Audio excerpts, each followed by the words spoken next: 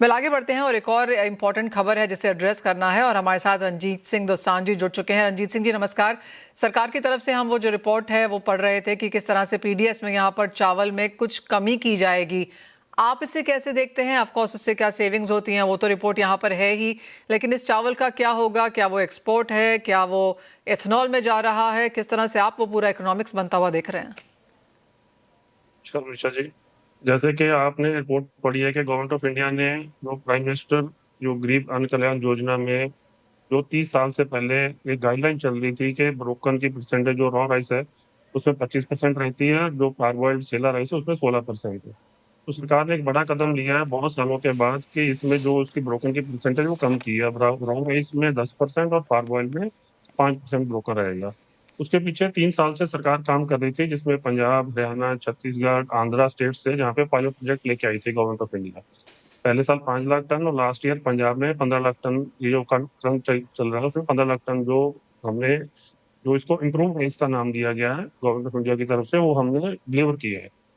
उसमें सरकार ये चाह रही है कि जो इम्प्रूव राइस है 10% ब्रोकन या 5% ब्रोकन वाला पारबॉइल्ड है, वो जो राशन की अलग अलग स्कीम्स है गवर्नमेंट ऑफ इंडिया की, उसमें वो सब 80 करोड़ जो लोगों को सरकार फ्री में राशन देती है उसमें वो दिया जाए।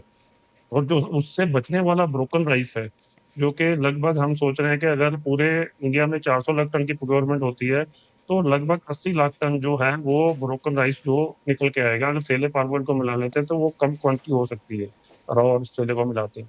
तो सरकार ने जब एथनॉल इंडस्ट्री लेके आई थी तो वहां उन्होंने गारंटी की थी कि एथनॉल इंडस्ट्री को हम ग्रेन की एक गारंटी देंगे कि वो एथनॉल इंडस्ट्री जो लगेगी उसमें हम सरकार उसको कुछ परसेंटेज में ग्रेन प्रोवाइड कराएगी। उसी के संदर्भ में सरकार ने ये एक पायलट प्रोजेक्ट लेके आई थी, लेकिन अभी उसके इस साल में भी पंजाब और हरियाणा से अच्छी क्वांटिटी सरकार ने ली है।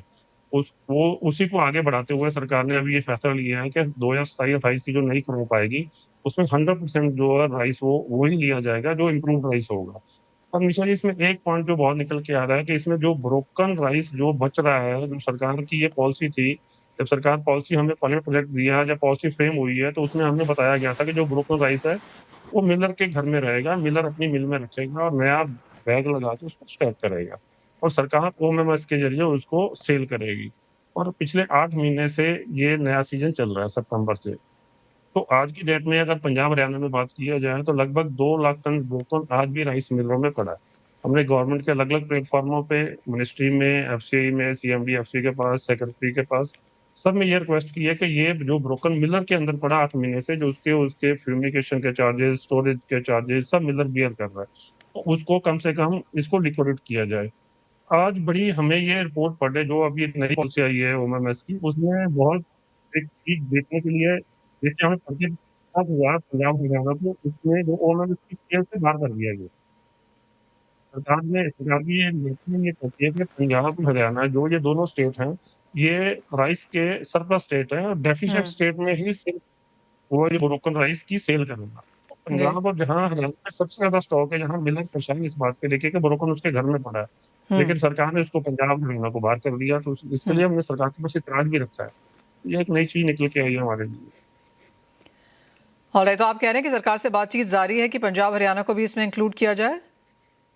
हाँ, बिल्कुल जी, बिल्कुल। हमने कल भी रिप्रेजेंटेशन स्टेट के थ्रू भी भेजी है गवर्नमेंट ऑफ इंडिया ओके। को, और गवर्नमेंट ऑफ इंडिया को अटैच भी किया है कि पंजाब हरियाणा को इसका रखा है, क्योंकि पंजाब हरियाणा में ही बिल्कुल सबसे ज्यादा पड़ा हुआ है राइस मिलर में, हम्म। और राइस मिलर्स को लेके नई क्रॉप में सिर्फ 2 महीने बचे हैं। और हम्म। सबसे बड़ा कि आज पंजाब में लगभग 60% जो कस्टम बिलिंग का काम है कंप्लीट हुआ, 40% के लगभग काम पेंडिंग है।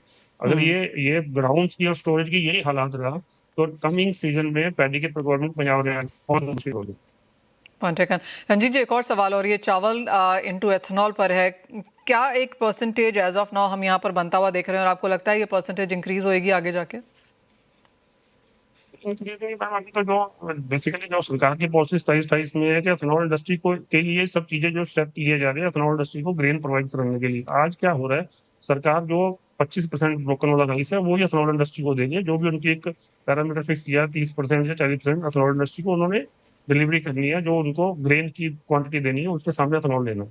आज हम्म। वो क्लियर जो राइस 25% वाला वही दे रही है, हेड राइस दे रही है, उसको वो क्रश करके उसे एथनॉल बना रही है।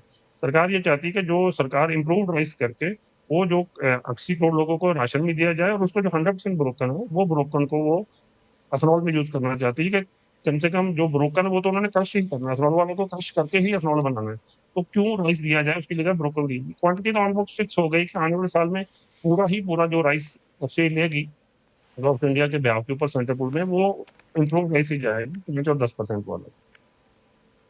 Point taken. संजय रंजीत जी, बहुत शुक्रिया साथ जोड़ने के लिए। तो क्लियरली पंजाब